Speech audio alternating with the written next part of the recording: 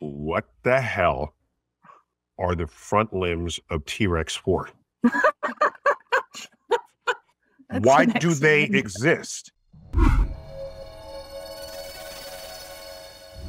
This is StarTalk. We're doing a Cosmic Queries edition today, and it's going to be all about dinosaurs. I think this is the first time we've ever made that the topic of a StarTalk episode. And I got with me my co-host, Marcia Belsky. Marcia, welcome back to StarTalk. Yay. Thank you so much for having me. I'm so excited to be back. I found out that my cousin Chris is a huge fan of yours, and so he's listening to this podcast. So Your cousin doesn't otherwise listen to you? Is that what you're implying? I'm sure he does, but this was like a bit like he messaged me like, why didn't you tell me you're on this podcast? I'm like, I didn't know that you were like such a specific fan. So he's a big fan of yours, big fan of the pod. So I'm really excited to be back. Excellent. So I don't know if you, like everybody else, like loved dinosaurs as a kid. But however much you loved them and however much I loved them, we don't have the expertise necessary for the show. So no, we had to find someone who does, and came across a postdoctoral research fellow at my own home institution, the American Museum of Natural History, famous for its dinosaurs. I'd also like to think it's famous for its Hayden Planetarium, but the two together are jewels in the crown that this institution wears. Please help me welcome Kimberly Chapelle. Kimberly, welcome to StarTalk. Hi, Neil. Hi, Marcia. I'm very excited to be here today. It's just so cool. Now, you first introduced yourself to me as Kimi, so we're going to go with Kimi here. Yes, is that? please, Kimi. Yes, so let's go ahead and do that. And I don't think everyone knows entirely what a postdoc is. Could you just spend a second telling everybody what Of course. what that title means? Mm-hmm. Sure. So I did my undergraduate studies, and then usually after the undergrad studies, you do your postgraduate studies. And once you've completed your PhD, you sort of enter this weird academic purgatory stage where you're between postgraduate studies and getting a full-time academic job. And that's usually That's with a so postdoc negative, role. calling it purgatory. Oh my, they're calling it You're kind purgatory. of in limbo, No, I get you it. know? Like, it's sort of, because you kind of feel like after your PhD, you're ready to like tackle the world. No, you're further honing your skills. How about that? Actually, I say this, but I really enjoy being a postdoctoral fellow because you get to experience all of these, new opportunities that you don't necessarily get as a PhD, but you Plus, also you have don't no administrative obligations I was whatsoever. going to say, you don't have all of the like admin and responsibilities that come You're not with teaching. You don't have to care about anybody but your own research program. Yeah.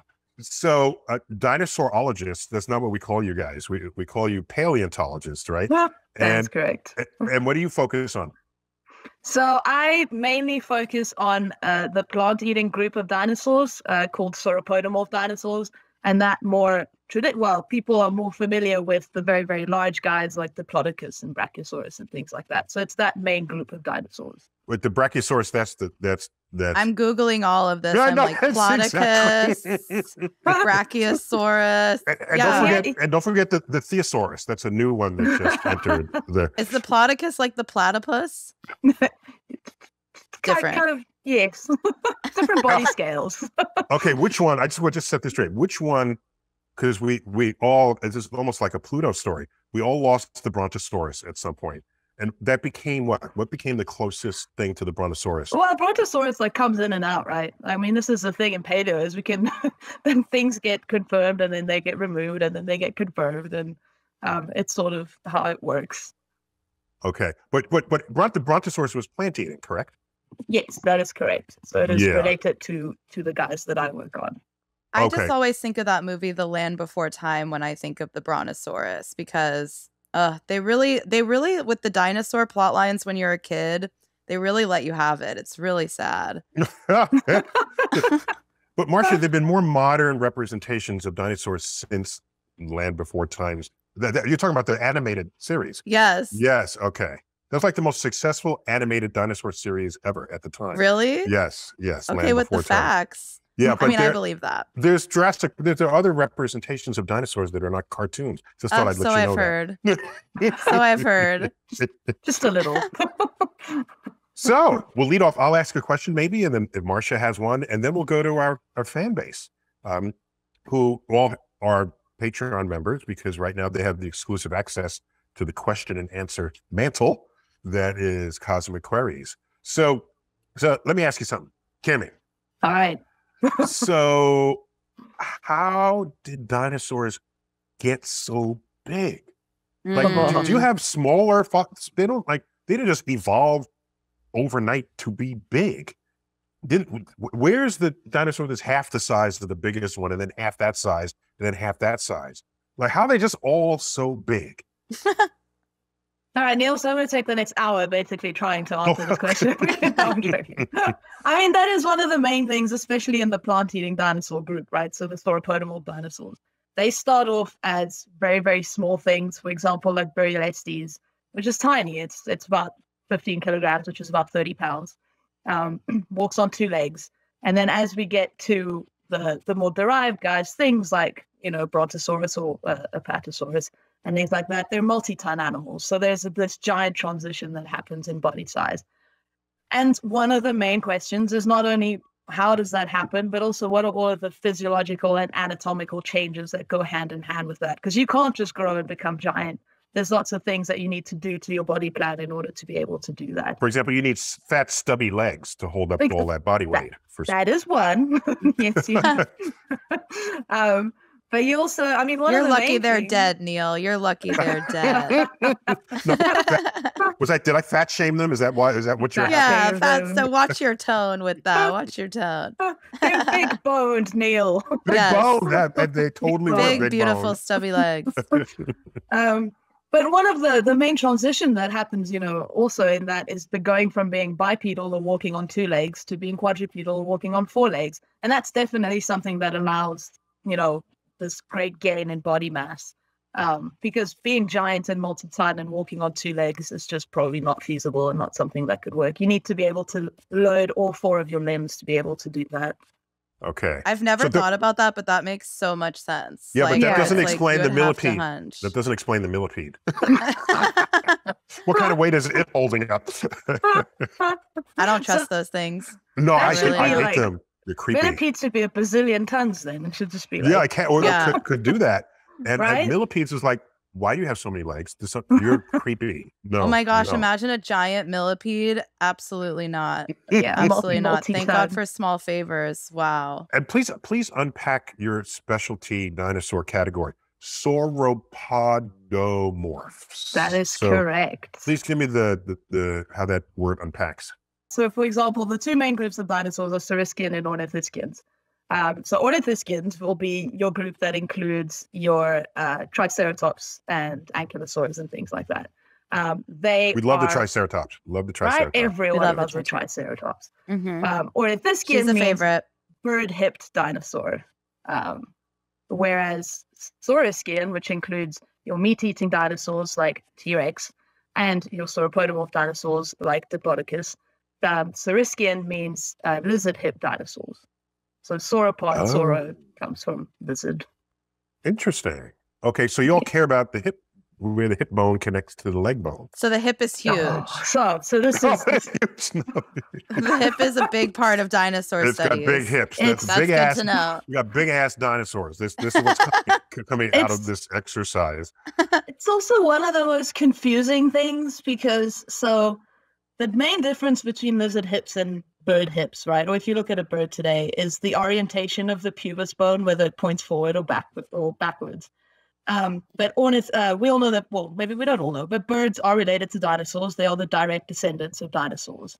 Birds fall within the lizard-hipped group, which is really confusing. Not the bird-hip group, the lizard-hip group. Okay, it's a little weird to me that of all the features of a dinosaur, you're focusing on the hip and categorizing them based on it.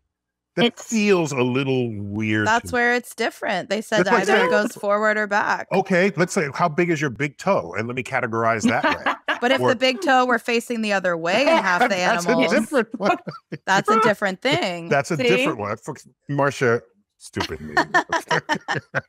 And I don't even know science good like that. So Marcia, you have a question before we go to our Cosmic Queries fan base. I mean, I like to ask the existential questions. I like to get to the root of, I think I speak for the people. And I feel like when I think about dinosaurs, my whole thing is okay, if this like Big Bang killed them, who's to say that's not going to happen to us? Basically, can you reassure me that a meteor is not going to crash into us, or have you guys learned more about what the mass extinction event actually was based on? Because I think there's a lot of confusion around that and fear. I'll lead off and then hand to Kimmy. Yeah, an asteroid took out all her dinosaurs. one of my rocks in space. I don't like that. Like, yeah, that was on you. Wait. That's fault, not Neil. Another one could take us out. And one that took out the dinosaurs pried open an ecological niche for our mammal ancestors to evolve into something more ambitious than a tree rodent. So I mean, I'm grateful for that, but killer asteroids can be our friends or our enemies. Now, Kim, what do you have to say about asteroids or killer anything, extinction and dinosaurs? Right. I mean, I think with the sort of in Cretaceous extinction, and a lot of extinction events, there's this sort of misconception that these things happen instantaneously and that all the dinosaurs disappear. That is not the case. That's what happened in The Land Before Time. Right? So I mean, and this is a thing with like all paleo art reconstructions where you have a bunch of dinosaurs. There's always like fire in the background and like volcanoes. Volcanoes and like there's one of the baby dinosaurs yelling like "Mom, Mom!" Yes, exactly, like crying in the distance. But obviously, okay, within a direct radius of around the asteroid that impacts the Earth, obviously everything is going to die much more quickly. But extinction events take a very, very long time. So for example, the one that killed the dinosaurs, which did not kill all the dinosaurs because the birds made it through. So birds are survivors. My group of dinosaurs got wiped out completely. Probably actually one of the reasons is that they were so big. Being that big in size and losing a lot of your resources on Earth is just don't go hand in hand. So. It's susceptible. Yeah. Yes, yeah. Exactly. And so Marcia, I remember a scene in Land Before Time where Chomper, do you remember who Chomper was? Mm-hmm. Yeah. That was the baby T-Rex, where it stumbled on the other playing dinosaurs. I think there was the Triceratops baby and there was the Brontosaurus baby, and they're playing and Chomper doesn't realize yet that it's supposed to eat them. Right? Because they're just babies. It's like the kitten and the puppy playing until they reach an age and say, wait a minute, this is a violation. And that's a metaphor. A metaphor. Wow. I don't remember that part. Yeah, no, I thought it was a charming sort of reality check on what's going on. Anyhow, that's a cartoon. Let's go straight to our questions. Let's do it. Okay, great. Okay, let me ask the questions. Let me pull these up. I haven't seen these, and I don't think Kimmy has seen them either, right? So you're the only one. No, we're going in blind. Mm-hmm. I have all the control. I could just be making these up for all you know. So this is from Chris from California. Yeah. Hello, everyone. Hello, Chris from California. He said, why did some animals, parentheses, for example, many birds and alligators, survive the meteor that killed most of the life on the planet? Ooh. And I think some frogs survived too. And you'd think that, yes, a big animal needs a lot of resources and things, but a small animal might be more susceptible just because it's small. Perhaps. I don't know for sure. So we're going to leave that as a cliffhanger. See what I did there. And we're going to take a break from Cosmic Queries. And when we come back, more with our expert paleontologist, Kimmy Chapelle, and our co-host, Marcia Belsky, when StarTalk returns. We're back. StarTalk, Cosmic Queries, the dinosaur edition. And I love me some dinosaurs. At least I like rendering them extinct with asteroids. But that's all I ever do when I think about them. But let the record show. Pro-asteroid. Are you pro or are you anti-asteroid? Something to hinge election results on, right? So we've got Kimmy Chapelle, who's a postdoc at the American Museum of Natural History, and Kimmy, you're leaving us, I'm told. So, but you're from where to begin with? So I'm from Johannesburg, South Africa, originally, and I had the great pleasure of doing a postdoctoral fellowship at the AMNH, where I met all of you lovely people, and I'm currently transitioning back to South Africa to continue with a postdoctoral fellowship there. Exactly. With which university? I'm at the University of the Witwatersrand, or just Wits University for short. Wits. I'm glad it has a shortened version of that. And so if the South Africa as a country, does it have a lot of good fossils? Oh man, again, I could fill a whole episode just to talk about the South African fossil record. We have a great fossil record. Okay, So 66% of South Africa's land yields fossils Wow. of various types. They go from mammal ancestors to very early dinosaurs to, we have great hominids, just all sorts of very, very cool things. Okay. And The tell me homonyms in South Africa. The homonyms, yes. Unbeatable. they have a thesaurus and homonyms. This is a whole literary place. Right? Yeah. So, Marcia, you left off with a question. Someone asking, it was Chris from California, I think. He wants to know, you have these creatures that live so long and so hardy, and an asteroid takes them out. Okay, I get that. But now we have why did the birds survive? Or their bird ancestors and some alligators and other lizards? Like, what protection did they have that other animals did not? So I think, I mean, again, especially with the end Cretaceous event, it is one that fascinates everyone, including scientists. And just very recently, there was a big splash in the media about the days the dinosaur died was in spring. So we're still every day. In the spring? In the spring. So we're still, there's a lot of research ongoing as to one, like, what happens directly after the asteroid hits, but also what happens, as we said, the long term after that. Why do some animals survive? Why do some don't? And there's a lot of factors to consider. One is where in the world those animals are compared to where the asteroid hit. Which areas have the most diversity? Groups that have a lot of genetic diversity might do better, for example. And that whole group of animals, or that whole clade, not all of them will survive, but they'll have enough representatives that will survive, that will keep the group going. But that's the whole value of genetic diversity. Right? Exactly. Right. Because you have variations and you don't know in advance whether the variation is good or bad for what the assault on your environment is. And so now you get an asteroid. So some versions of a group have asteroid-resistant genes. It's just coded in there. Yeah, exactly. They foresaw it. They knew it was coming. That makes so much sense in terms of alligators. I feel like alligators would survive a nuclear bomb. Like, they just seem so sturdy. Because they know they're badass. I think that's the thing. They carry themselves that way. Yeah. They do, especially even though on land they're not nimble like they are in the water. They're still walking like, get out of my way. Absolutely. Yeah. No, they have that confidence of surviving an extinction event. It could be because their elbows are out when they walk, and anybody who walks down the street with their elbows, they look buff. Out. Yeah. They're just like, don't mess with them. So you like our paleontology theories, Kimberly? So, I mean, I've done field work in Zimbabwe on Lake Kariba, where you're surrounded by crocodiles and hippos. And between the two, I think on land, I would rather run into a crocodile than a hippo. Oh, yeah.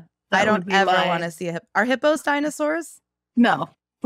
They seem like dinosaurs. This is what I don't get. Like, I look at a blue whale, I'm like, how is that not a dinosaur? How is a hippo not a dinosaur? That's crazy Marcia, to me. You can't just wish animals to be dinosaurs. There's a science I know I can't. behind this. I just want to tell you. That's why I'm on the show, to educate myself, because otherwise I'd just say a hippo's a dinosaur. You're not going to convince me otherwise. Anything that looks mean is a dinosaur. Anything that looks like... Any big, mean animal, I think. Oh, there you go. Dinosaur. That's right.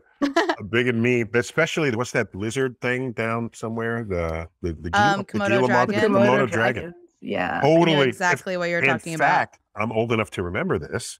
Every dinosaur movie in the 50s and 60s had a dressed up kimono dragon. that was because we didn't know how to do stop action really yet. And so you got the most dinosaur looking thing. But Marcia, they did not choose a hippo to be the representative. I don't get that. I think they should have. If I were the casting agent, I would have gone a different way. Would you teach it to walk on two legs too? I know, you'd have to something with those big I think hippos, even if you raise them from babies, it's like, don't mess with them. They are they are dangerous. Yeah. This is the hippo podcast now. But I did play Hungry Hungry Hippos. I just want you to know. And those look like dinosaurs too, Hungry Hungry Hippos, don't they?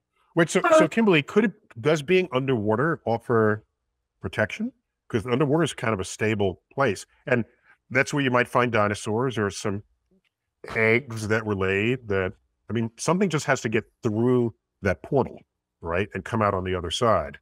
So there aren't many marine dinosaurs. Again, there's a lot of recent research that came out on Spinosaurus from Morocco being one of the I mean, not most marine, that's a really bad way of describing it, but really good, really successful at hunting in water or at foraging underwater. So, but there aren't strictly marine dinosaurs.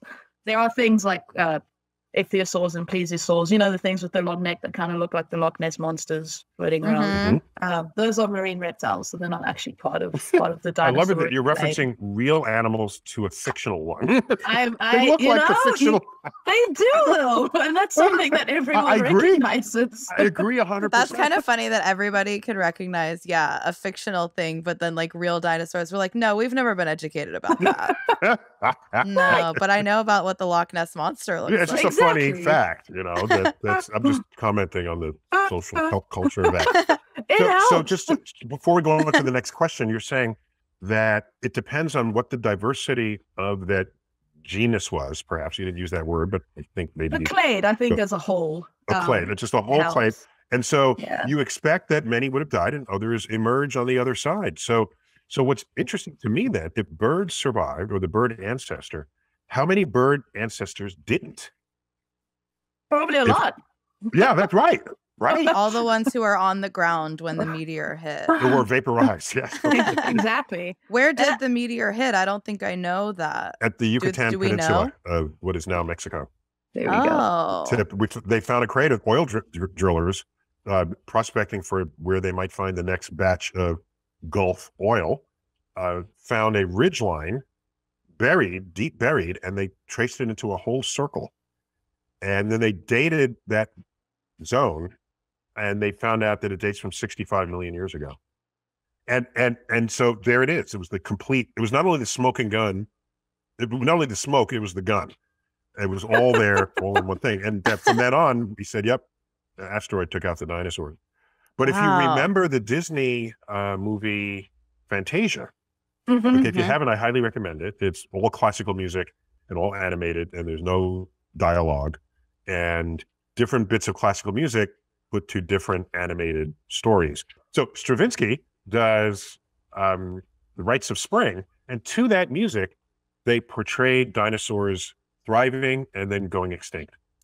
See, that's what I'm talking about. So much dark stuff. Yeah, but they didn't know about the asteroid back then. So they just had like the temperature changed, you know, and it got hot for them and they couldn't survive it. But Kimi, dinosaurs were around for hundreds of millions of years. Surely the temperature would have changed at least a few times in that period, right? I'm sure it did, but it's sort of like the extinction event today. I'm sure it's the rate at which it happens. Okay. That's what I was just thinking. Yes. And going back to which clades go extinct and which don't, I think, and this is also something we're still working on and understanding. I say we as if like paleontologists as a whole, not me personally, but is the physiology of dinosaurs. So I'm sure that being warm-blooded or cold-blooded is also going to affect how you survive in an ever-changing environment. And there's great research that's recently come out on a new method to identify whether dinosaurs were warm-blooded or cold-blooded, for example. So these are all questions that we're also still working on. And what's funny is no one ever said he was a warm-blooded killer. No, it's never happened. Right? It's going to change the story. Change the tale. So Marcia, give me another one. Another question. I like this one. It says, hi, everyone. I'm Lucas from New Westminster, British Columbia. I have a geeky question for Dr. Chapelle. I'm going to mispronounce this word.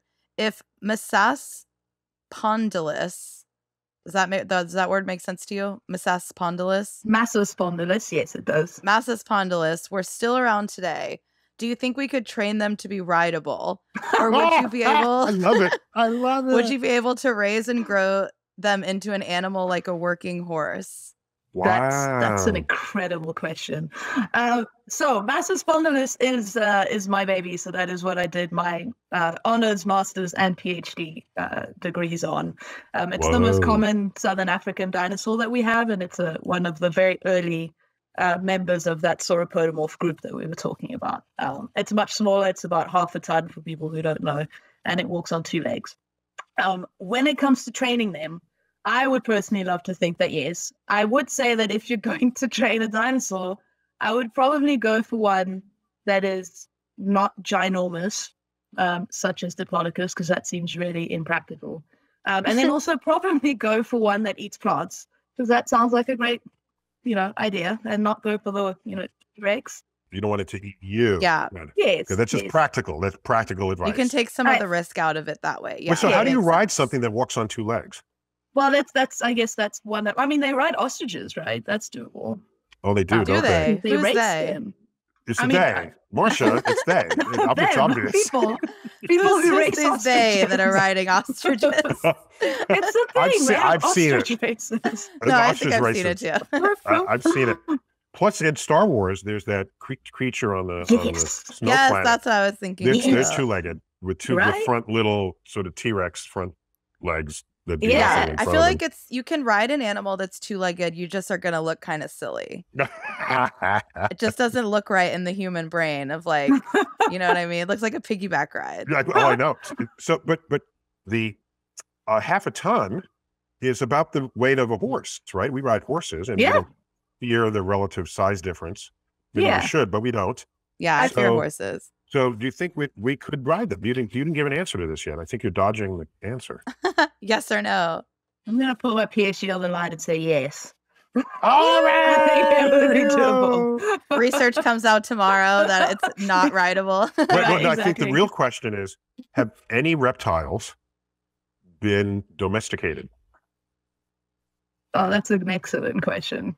I don't think so. Not big ones, because I feel like the smaller ones they just keep in cages and stuff. Yeah, you just keep feeding not really them. Trained. They're not trained to do anything, right? Even snakes, people keep snakes as pets, but they're not like trained to behave.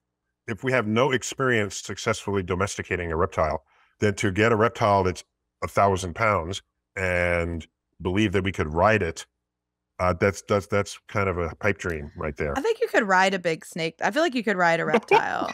Even if they're not like mentally, like you don't have the bond like a cat or a dog. You could put a saddle on a snake and ride it. Okay. I think you could. I think someone has. I feel like riding an alligator or crocodile seems really inconvenient, though, doesn't it? I don't know how you would do that. I feel like.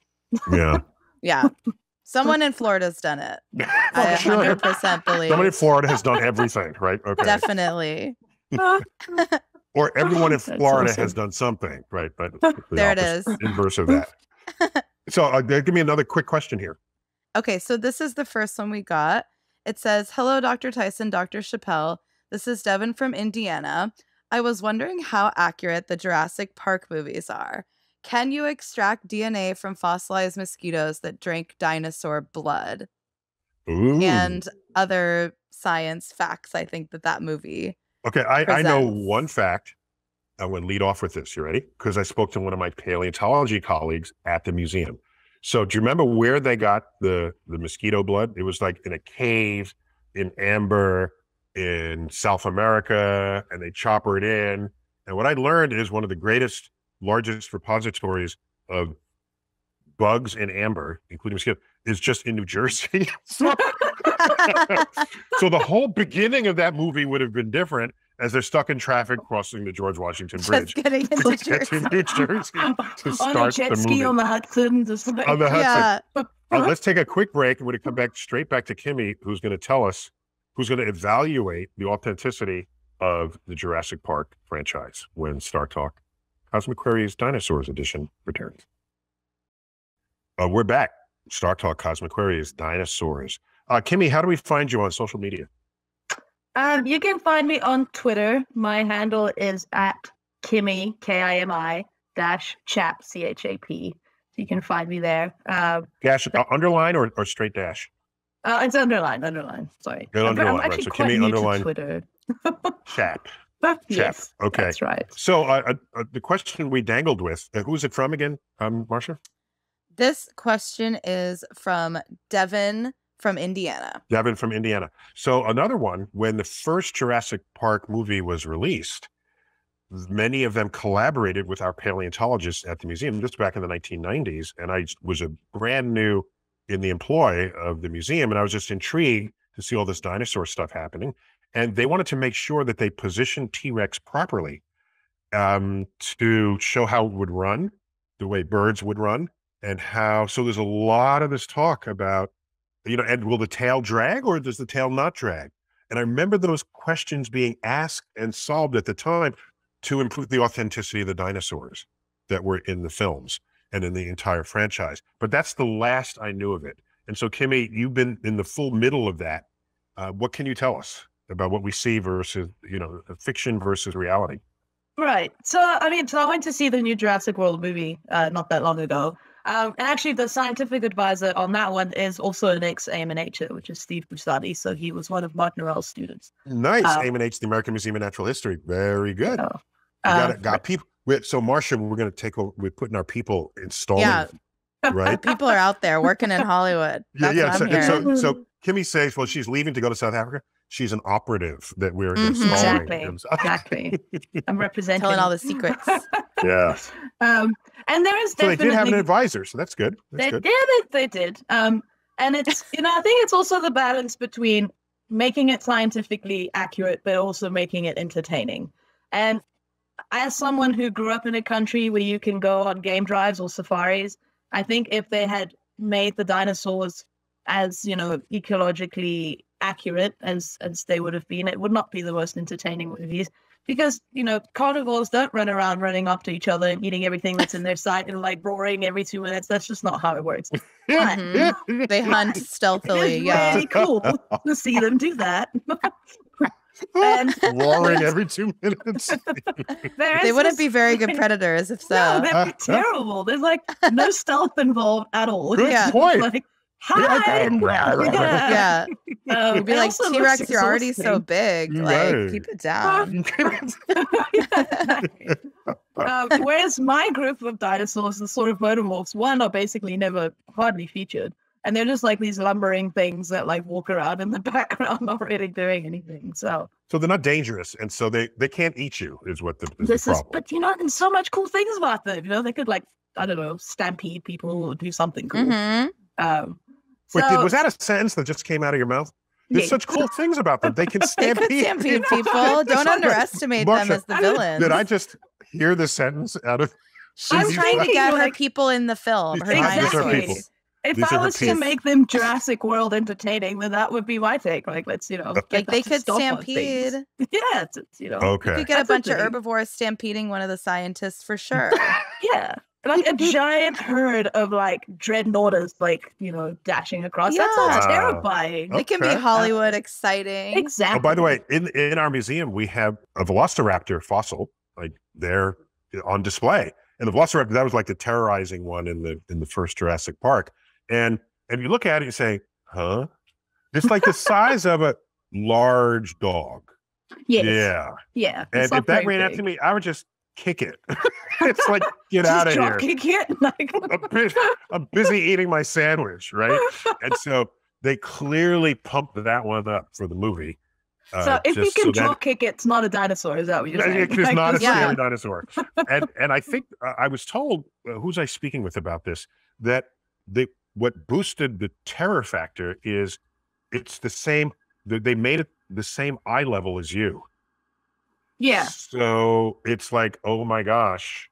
Yeah. It's the teeth looking right at you. Right at nuts, way high up where you can just dig in a hole. So this can chase you all the places you can go because it's the same size as you. And there it was running through the doorways and all the rest of this. So, right. Yeah. It also has better access to your face, which seems to be one of the main factors of Jurassic World. That sentence. Better access to your face. We know that the Velociraptors, the T-Rex, they obviously had really good agents at the time and made sure that they got in the film. Right. So if the herbivores had better PR, they could have maybe, gotten in there with a stampede. But it's been 3 movies. Where are they? Right. Come on. So what's the biggest Velociraptor that's out there? Do we just have a stunted one on display? So, Velociraptor is the genus, and they are quite small. So actually the type specimen is at the AMNH. So the type specimen being the first one described. The skull's only about Really? big. Oh my gosh. Yeah. That's a phrase, type specimen. So it is the one that defined The species genus. or the genre or the genus and species in this case. Wow. Cool. But they are not big animals. You do get raptors that get bigger, such as Utah raptor, for example. That is a bigger one. In Utah, okay. Yes. What's the one that flies? The famous one, the one that's like really big and scary and flies. No, the one in Utah is a Mormon. That's the different. They grow bigger there because they don't. There's no caffeine, no alcohol. Totally healthy big raptors. And strong. The big one that flies, the pterosaurs. They're like maybe that. How big is that one? Like, are those just the pterodactyl? Were there huge flying dinosaurs, or were they all like bird sized? So dinosaurs are part of the lineage that includes birds and crocodiles, which is called archosaurs. But then you also get marine reptiles, like we spoke about, and then you get flying reptiles, which are the pterosaurs. So they are part of reptilia as a whole, but they are not dinosaurs. They're a different. The pterosaurs, that's a PT. That's a PT. PT, yes. Yeah. We don't have flying reptiles anymore, do we? And that's a good thing, I would think. I'm glad we don't. Yes. Keep them on the ground. You know, one of the adversaries to Godzilla, who ostensibly is a T-Rex, was Mothra. Not Mothra. Rodan. Ooh. Rodan was a flying dinosaur that could fly supersonic. That was the baddest ass dinosaur I've ever seen. Dinosaur. That's a good sentence. I like that one. So, I mean, the pterosaurs are also terrifying because they get really big. So, like Quetzalcoatl, if it's sitting on land, is the same height as a giraffe, which is just awful. It sounds terrifying. Yeah, whoa. They're really, They'll just chase after they attack you from the sky. Yeah, that's just I don't like that. And how does that even, I mean, I guess airplanes are a thing. I was like, it's so big, how does it even fly? Yeah. Well, again, another, did you really answer that? I'm like, no, I know. Yeah. Kimmy, we're going to go into soundbite mode. So we'll test your evening news soundbite talents with this next set of questions. Go. Okay, so this is a question I think we're all curious about. This comes from Hope. She says, "Hi, Dr. Chapelle. What was it that made the community start to believe that many dinosaurs had feathers?" Great question. Please. All right, great question. So it's all about how the fossils are preserved. So some fossils that are preserved in the right kind of rock will actually preserve the feathers on them. And that's how you start understanding. And then after that, you can sort of fill in the gaps on the tree of dinosaurs as to which ones would have had feathers and which ones wouldn't have had feathers. Cool. Nice soundbite. Okay. Cool. Next one, Marcia. This is from Sherry, who calls herself Sherisaurus from San Diego. Love it. Love Sherisaurus. Says, "Hi, Dr. Chapelle and Dr. Tyson. Are there any parts of my body that I can point to and say, look, this evolved from a dinosaur?" Ooh, any holdovers? I love it. Not from a dinosaur directly, but probably from an ancestor from a dinosaur. I mean, you can go back all the way to fish, essentially, and some of your body parts will have evolved from like a vertebrate. Yeah, exactly. Limbs. I was going to say my back, I think, sometimes feels very... Uh-huh. But no, and not the fact from a that we can do this directly. without lips, we can go... Fish can do that. We can do that. We got that. Okay, so this is from Elaine in the Stars. Wait. I got to slip in a quick question. Okay. Sure. So, so you're saying nothing, but you have to go to it earlier in the tree of life to find a common ancestor. Yes, because I mean, we're on completely different branches of the tree of life, right? So nothing that we will have evolved from a dinosaur, because that entails that we would have sort of a direct. Before each of our branches, there were animals with heads, 4 limbs, and a vertebrate, and 2 eyes, a nose, and a mouth, which we do share with dinosaurs. Right. So that is the common ancestor. Got it. Okay. One question that's been bugging me. Maybe I'll save it for the end. Okay. Marcia, go. Okay. This is Elaine in the Stars. They said, "Greeting from Montreal. Was the T-Rex able to run as fast as portrayed in Jurassic Park, chasing jeeps and all of that?" Cool. All right. No. So T-Rex, there's a great research that showed that they're actually quite slow animals. A lot of dinosaurs would have actually been very, very slow, mainly because of body size. And they did some work where they scaled up a chicken, essentially, and the musculature that goes with a chicken, and found that it would have been very, not as fast as in Jurassic Park. Wow. So a T-Rex is about as fast as a chicken? No, Is that really is that really what she said? A scaled up chicken. Well, you have to look at, in order to be able to understand how these dinosaurs moved, you have to look at animals that we know today, essentially. Okay, and you because the physiology has enough similarities. Exactly. You can get some insights. I guess. Yeah. Okay. Yeah. Keep going, Marcia. You're doing great, Kimmy. Good soundbite. I love it. Okay. It's from Patrick. Hello, Dr. Tyson, Dr. Chapelle. Greetings from Ontario. If the meteor hadn't struck, do you think dinosaurs would still be around and perhaps dominate the planet? Homo sapiens would probably still live as grifters in the forest and eat insects? I vote yes to answer that question. That sounds great. I feel like that's a great alternate ending to the story. But I mean, okay, one, quickly, not all dinosaurs went extinct, so birds are still around. I will say that. So they are still around today. So technically that answers that part of the question. But, that's the one that we just can't answer, really, because we don't know what other events would have happened. I guess lots of things can happen in the world. Can I tell you why I vote yes? Yes, go for it. I vote yes rather than I'm not sure. Okay. Here's my yes. You ready? Yes. Ask yourself how many years have elapsed since the dinosaurs, as we know them, as portrayed in Jurassic Park. How many years have elapsed since they went extinct? What's the number? 65 million years. Good. So now we ask, how long were dinosaurs on Earth before then? Right. So they appeared 160 million years. Of millions of years. Yeah. Okay. So they appeared 235 million years ago. Okay. So they were around long before. They were around for longer than the time that they have been extinct. Yes. And so when I just compare those two time frames, I say there is no reason to think that just in the next 65 million years, they go extinct. They've been around for 300 million years. Neil's afraid they're going to come back and wants to make sure they know that he's on their side. He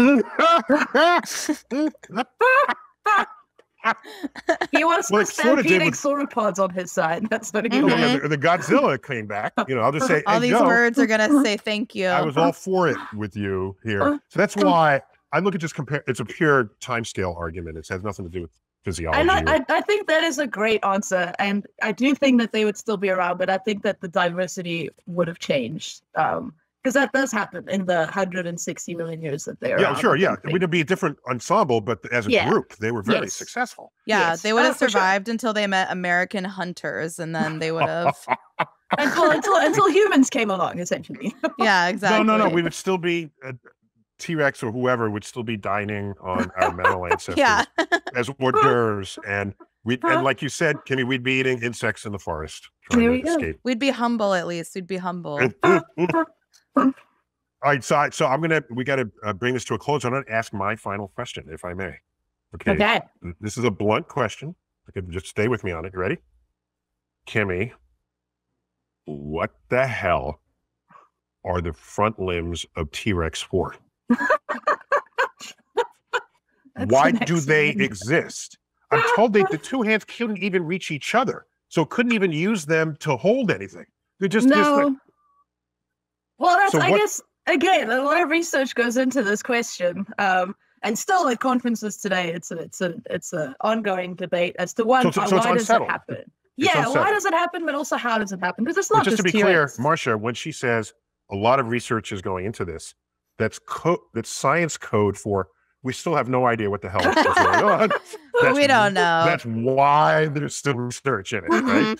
The public will think, well, there's research, so we must know. No. That's the evidence we don't know. Well, it's also sort of, yes, their arms shorten, but other things happen, right? They have much stronger legs. They have much stronger jaws. So whether it's sort of a trade-off between the two. If the two hands can't even touch each other, wasn't there a spell there for a while where your people thought maybe T-Rex is not a predator, maybe it's a, what do you call the other one? A scavenger. Scavenger, yeah. Because it can't grab anything that it catches. You can't just bite at something as you chase it. You got to sometimes grab it. Well, you clearly have not seen Jurassic World, because that's exactly what it does. It just runs around just like, it just bites people. Yes, true. Things. True. Yes. It does seem like it's mainly using its skull for that kind of, stuff. It's definitely not using its arms. And one last thing about it. Okay. So you're saying the arms, everything, there's a lot of compensatory physiology to the wimp arms that it has. Okay. And is it true that the dinosaur brains were no bigger than the size of a walnut, even though they had huge heads? Yes, they have proportionally very small brains. That is true. They have, really? Yes. Yes, I mean, a walnut will depend on which dinosaur you're talking about. But for example, a sauropod, like the Diplodocus, the skull is about that big. The brain is probably only about like that big, so they're not. When you say that big, you know, several feet across, and the brain is the size of an orange inside. Yeah, it. essentially. Essentially. Like the Amazon packaging where you get like a big box and there's a little tiny chapstick inside. You don't want to damage the chapstick. Material. Yeah. The chapstick. That's what a dinosaur brain is like. Wait. So, but what else is occupying the volume of the skull?